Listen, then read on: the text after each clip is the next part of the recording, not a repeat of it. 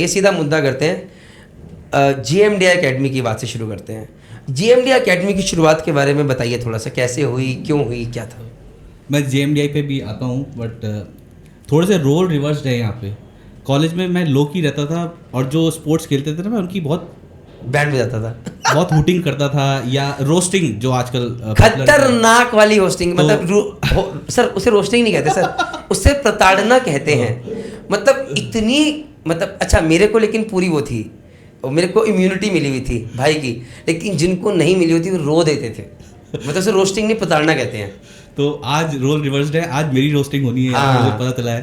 तो बाकी हम लोगों ने 2017 में JMDI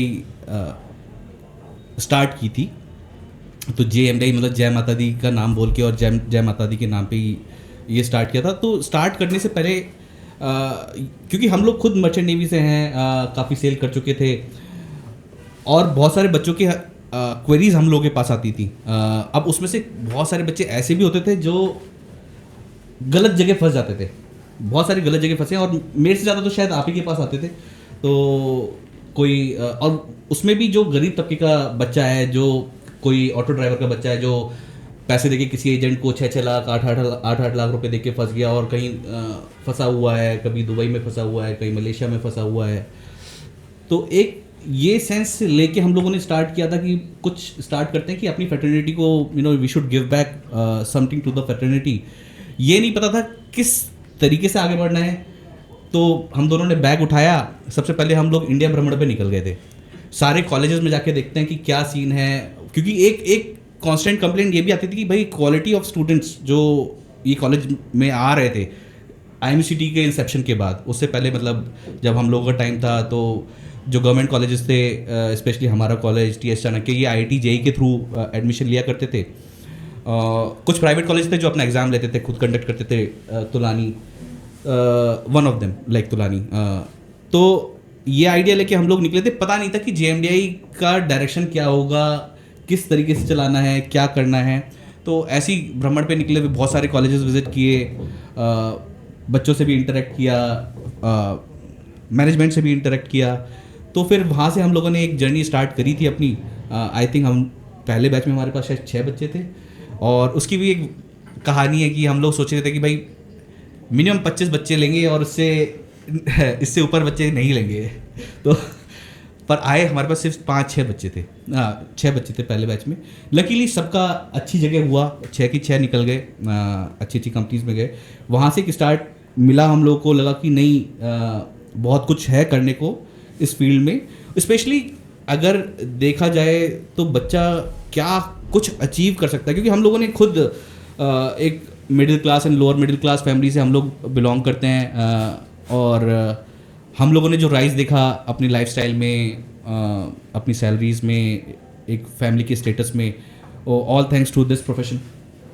तो ये था कि जो हमारे जैसे बच्चे हैं जो पढ़ सकते हैं, थोड़े स्मार्ट हैं, मे नॉट बी जीनियस, हमें जीनियस चाहिए भी नहीं, बट जो कॉमन सेंस अप्लाई कर सकते हैं, उन बच्चों तक पहुंचा जाए। क्योंकि बहुत कम बच्चे हैं जो कि IMCT के बारे में जानते थे, जो इस प्रोफेशन के बारे में जानते थे। इनफैक्ट पढ़े लिखे लोगों के मन में बहुत सारी भ्रांतियाँ हैं। जैसे जब मैं ज्वाइन कर रहा था, तो मेरे पापा के कलीग थे, तो अनफॉर्चुनेटली मेरे फादर तो पहले ही एक्सपायर कर गए थे। तो वो मदर को एडवाइस करते थे, क्योंकि भैया का काफ़ी नाम था, भैया जो उनके बेटे थे, बड़े बेटे, वो एक्चुअली मेरे कॉलेज में 1 महीने शायद रह के आए थे।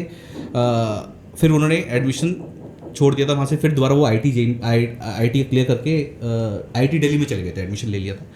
तो बहुत सारी उनके मन में भ्रांतियाँ थी जो उन्होंने मेरी मम्मी के मन में भी डाल दी कि भाई किस प्रोफेशन में जा रहा है बच्चा, जहाज़ पे क्या होगा, खून की उल्टियाँ हो जाएंगी, बच्चे सर्वाइव नहीं करते, ये है, 50 चीज़ें हैं। पता नहीं क्या हुआ उस टाइम, मैंने बड़ा ही मन हार्ड रखा, अपनी माता जी को भी बोल दिया कि नहीं, करना है तो यही करना है। तो इस कारण मैं कॉलेज भी अकेले गया था, जहाँ मैं प्रणीत जी से पहली बार मिला था। अपनी काउंसलिंग के लिए भी मैं अकेले ही गया था, पहली बार देहरादून से अकेले ही निकल के गया था, मुंबई तक गया।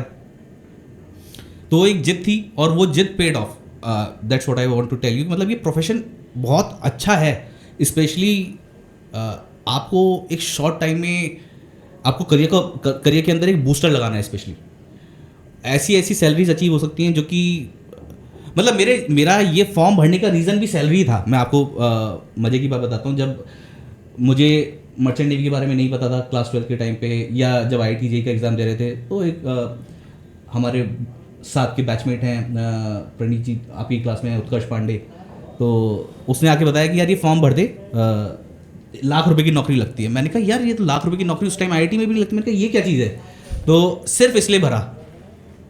तो इट वॉज मतलब अ सेरेंडिपिटी, मतलब वो फॉर्म मेरे लिए एक सेरेंडिपिटी था कि मिल गया, मैंने भर दिया, और लकीली एडमिशन भी हो गया। तो उस वहाँ काउंसलिंग के लिए गए, तब पता चला कि भाई इसमें इंजीनियरिंग भी होती है और एक डेक साइड भी है TS चैनल के, जहाँ से कैप्टन बन सकते हैं। तो इस तरीके से तो जर्नी थी कॉलेज तक पहुँचने की। तो ये जो एक लैक ऑफ इन्फॉर्मेशन यहाँ से आ रही थी, क्योंकि हमने खुद भी पर्सनली एक्सपीरियंस किया कि this a vast gap between the reality and the perception which students have. पहले तो इसको कम करना है, और कितना सुंदर ये प्रोफेशन है ये बच्चों तक पहुंचाना है, और पेरेंट्स तक भी पहुंचाना है कि भाई जाने की क्या है ये। तो वो एक आइडिया के साथ चलती है, क्योंकि जिन बच्चों को थोड़ा बहुत पता चलता है वो गलत जगह जाने लगते हैं। जैसे किसी बच्चे को पता चल गया कि यार ये एजेंट ने बोला यार तुम कहाँ, ना कोई प्रोसीजर पता है ना कुछ पता है, कि तुम 8 लाख रुपए दो और तुम्हारी ₹1,00,000 की नौकरी लगवाएंगे, तो बच्चा इस लालच में दे देता है पैसे, और उल्टी सीधी जगह जाके फंसता था, which has reduced a lot. हमारी कॉन्स्टेंटली यही कोशिश चल रही है कि इसमें और अच्छा करते रहें। तो ऐसी हमारी स्टार्टिंग थी, ये बिगनिंग थी कि बच्चों को ट्रेन करते चले, और साथ में धीरे धीरे इस में हमने बहुत सारी मॉडिफिकेशंस करी हैं, कि हमें लगा कि भाई खाली पढ़ाने से बात नहीं चलेगी, बच्चे के एक माइंडसेट पे भी काम करना है, बच्चे की ओवरऑल पर्सनालिटी भी डेवलपमेंट करनी है। तो उस सब भी धीरे धीरे करके हम लोग भी ग्रो कर रहे हैं। और JMDI का एक अंदर से एक इंटरनल मोटो यही रहता है कि keep growing, keep learning, keep growing, keep learning, keep growing. तो हमें भी और हम लोग फीडबैक पे बहुत काम करते हैं, तो उस हिसाब से फिर हमारा ये इस तरीके से थोड़ी थोड़ी जर्नी रही है। वैसे इस जर्नी के बारे में I mean we can talk hours about this, but I think start इसी से करते हैं कि भाई 2017 में हमने ऐसे स्टार्ट किया था। ओके ये तो चलिए JMDI अकेडमी की जर्नी रही, और इट्स अ लर्निंग फेज, सीखते रहेंगे। मेरा क्वेश्चन ये है आपसे, चलिए आपने पेन पॉइंट के साथ शुरू तो किया, but you made a business out of it.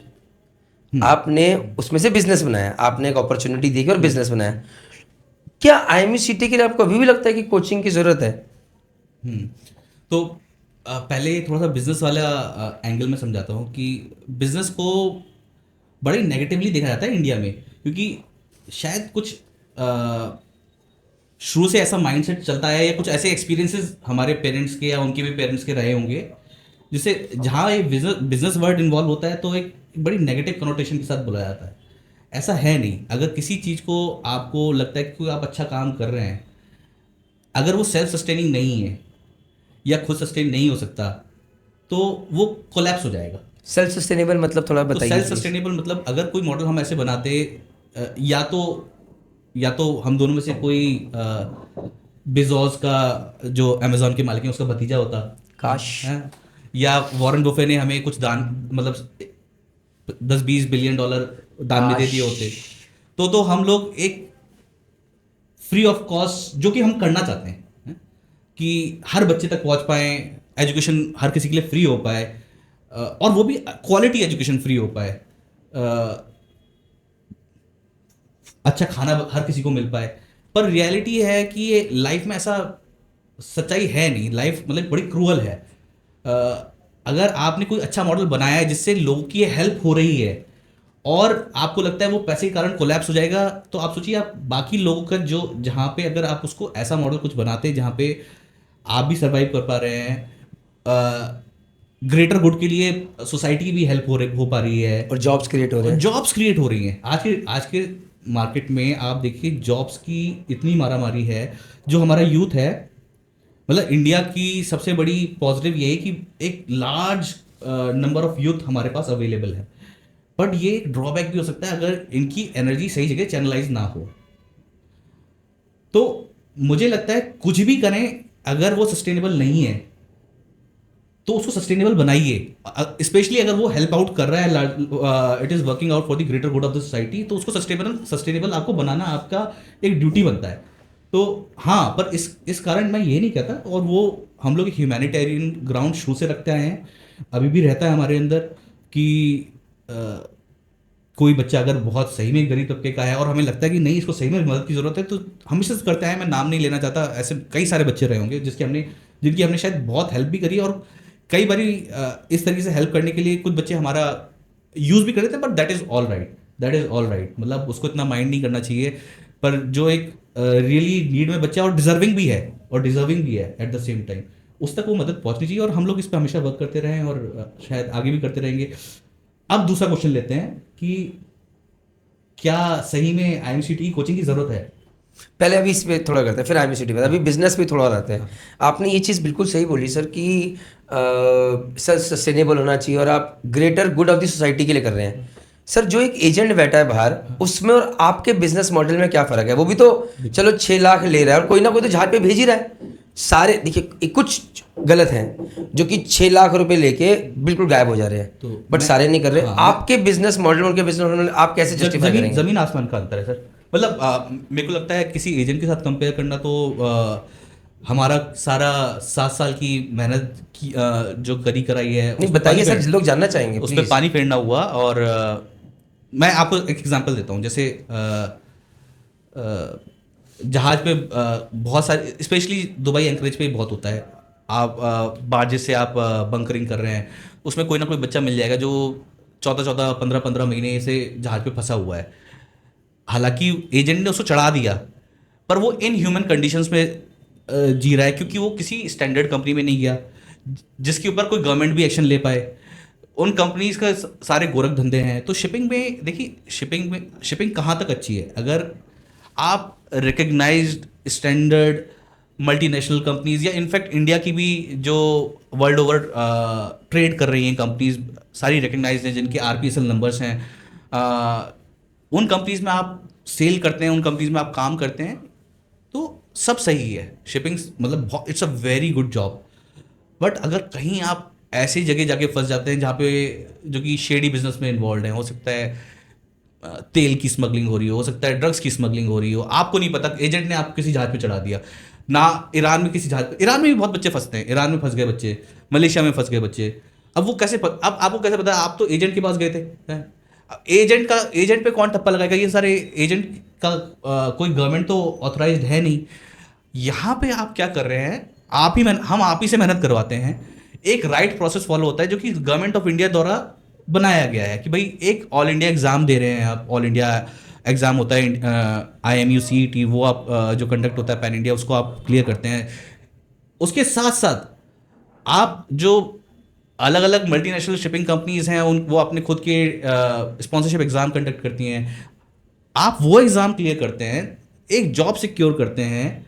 College में जाने से पहले आप जॉब एक अपने पास होती है, वो भी सारी स्टैंडर्ड कंपनीज में, I mean Anglo, Tom, Shell तो नहीं लेती है, बट अच्छी अच्छी कंपनीज में, अच्छे अच्छे कॉलेज में आप जाते हैं। सिनर्जी होगी, स्कॉर्पियो हो गई, फ्लीट हो गई, MSC होगी, बहुत सारी हैं जी। तो आप अपना मतलब फ्यूचर तो आपने पहले ही सिक्योर कर लिया, और कॉलेज में जाने से पहले कर लिया ये काम। आप ज़्यादा समझने वाली बात क्या है कि आपने यहीं पे अपना फ्यूचर सिक्योर कर लिया है। आप you have landed a job before entering the college. तो ऐसा कहाँ मिल रहा है? और सही चैनल से गए हैं, अपनी मेहनत से गए हैं, आपका एक पर्सनैलिटी भी डेवलप हुई है उसमें। किसी के पैसे देके आपने घूस खिला के कहीं, वैसे तो इन कंपनीज में तो होता ही नहीं है, जो अच्छी कंपनीज है वो पैसा खिला के आपको कहीं एडमिशन नहीं मिलेगा। तो पहली बात तो उल्टी सीधी कंपनी में जाके फंसना क्यों है जहाँ पे आपका जीवन खराब हो? ग्रेटर, चलिए माना आप जस्टिफाई कर रहे हैं, हर जो बिजनेसमैन बैठा है उसके पास अपने बिजनेस को जस्टिफाई करने के रीजंस होंगे। अगर मैं पुराने ज़माने में देखूं, थोड़ा आते हैं, कोचिंग बिजनेस को कभी इज्जत नहीं मिली सर। अरे स्कूल में पढ़ने गए थे, ट्यूशन में क्यों पढ़ रहे हो? उस टीचर की इज्जत मार्केट, अरे स्कूल में तो पढ़ाते ही, तो फिर ट्यूशन पढ़ाने की क्या ज़रूरत है? कोचिंग बिजनेस मतलब अगर ये आपकी शिपिंग कंपनी होती सर, आपको मार्केट में इज्जत ज़्यादा मिलती। आप एक coaching business sir, education business, education तो सबका राइट है फ्री ऑफ कॉस्ट होने का। जी जी तो थोड़ा सा प्लीज़ मुझे इलैबोरेट कीजिए इसमें सर, प्लीज़। हाँ, तो इसको मैं इस तरीके से बोलना चाहूँगा कि मतलब आप सच कह रहे हैं कि ये राइट टू एजुकेशन हर किसी का राइट है, पर ये भी सच्चाई है कि जैसे मैंने पहले बोला था कि life is cruel, it is not always fair. So you mean to say कि आप उस क्रूएलनेस का फायदा उठा रहे? अगर मैं ये बोलूं, फायदा नहीं है, मैं आपको बताता हूँ कि देखिए कोचिंग, मैं भी थोड़ा सा कोचिंग शायद कोचिंग शब्द से उतना उतना रिलेट नहीं करता हूँ। इसीलिए हम लोगों ने अपना मॉड्यूल भी चेंज किया। आप ये सोचिए, आप इसको कोचिंग नहीं, अब JMDI एकेडमी एक गुरुकुल है। गुरुकुल में जो एक इज्जत आती थी, और गुरुकुल में क्या होता था कि भाई बच्चा गया, अब बच्चे की पूरी रिस्पॉन्सिबिलिटी उस गुरुकुल की होती थी। ये नहीं कोचिंग की तरह, जैसे बहुत सारे कोचिंग इंस्टीट्यूट्स हैं, अब उधर बच्चा गया, बच्चे ने पढ़ाई करी, कोचिंग इंस्टीट्यूट को मतलब नहीं कि बच्चे का क्या हुआ क्या नहीं हुआ। हम लोगों ने इसको चेंज करते हुए हम लोग अपने पुराने पुराने सिस्टम पे ही जा रहे हैं, जो पहले से इंडिया में चलता आता था। एक गुरुकुल सिस्टम चलता था कि भाई बच्चा जाएगा, जो गुरु हैं उनके पास ही रहेगा, वहीं शिक्षा उसको प्रदान की जाएगी, वहीं पे उसका पर्सनैलिटी भी डेवलप होगी। अब अलग अलग तरह की एजुकेशन होती थी। एकेडमिक तो is just one part of it. Academic part तो एक जस्ट एक सिंगल पार्ट है। उसके अलावा जो पर्सनैलिटी डेवलपमेंट का पार्ट है, बच्चे की एक माइंडसेट पे जो वर्क करना है, वो एक ऐसा इंटेंजिबल एसेट है जो लोगों को दिखता नहीं है। तो हम लोग धीरे धीरे, जैसे मैंने बोला था कि भाई हम लोग धीरे धीरे चीज़ों से सीख रहे हैं। तो जो गुरुकुल सिस्टम पे हम लोग आए हैं, तो मुझे लगता है कि हम लोगों ने ये सीख सीख के ही आए कि हम लोग कोचिंग से अब गुरुकुल बन गए हैं।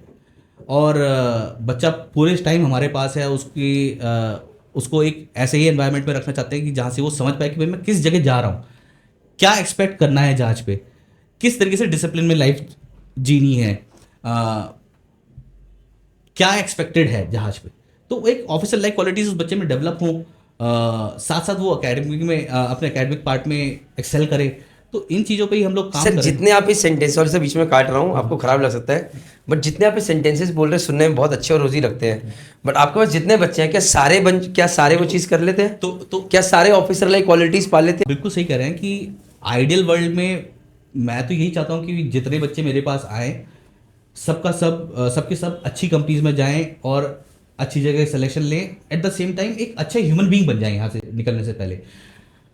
अब समझने वाली बात यह है कि हम लोग इसमें कितना सफल हो पाते हैं। देखिए